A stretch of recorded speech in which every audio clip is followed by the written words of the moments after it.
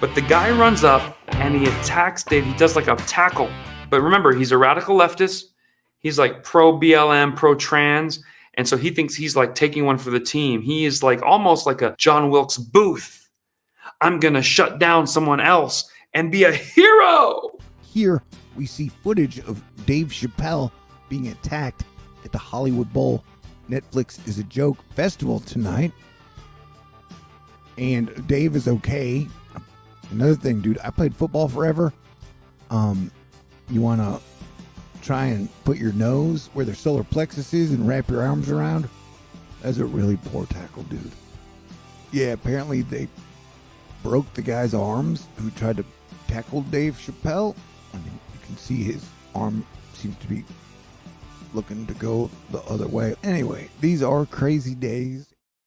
Well, we certainly hope that someone was really, really injured in the process of trying to attack freedom of speech, comedy, and a celebrity legend like Dave Chappelle, who's been under fire from the radical left for quite a while. So, footage shows, and we're going to pull this up, Chappelle came back on stage and joked, "I've always wanted to stomp a beep after an attack like that." So they took him backstage and they supposedly stomped him.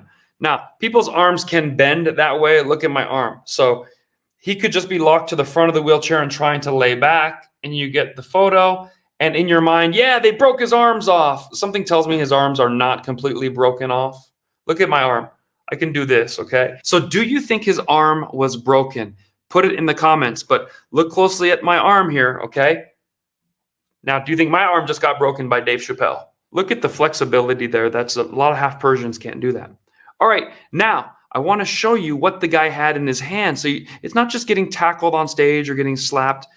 As the radical left gets more emboldened to do things like this, they start bringing new items on stage. This might be the first time you're seeing this. TMZ gathers a photo of how scary it must have been for Dave Chappelle Tuesday night. In the man's hand was a gun/knife that was thrust towards him. Looks like it could have had fatal consequences, all right?